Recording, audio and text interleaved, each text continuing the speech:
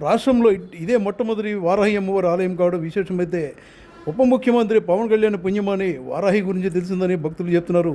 మొత్తం మీద వారాహి అమ్మవారి ఆలయాన్ని చూసేందుకు జిల్లా నలుమూల నుంచి భక్తులు కాకినాడ జిల్లా కాకినాడ రూరల్ మండలం కొవ్వూరుకు పోటెత్తుతున్నారు.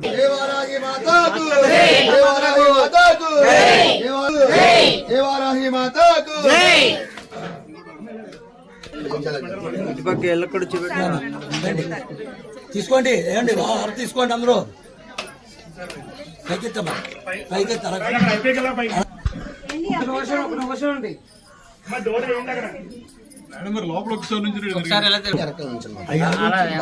వెనక పెట్టి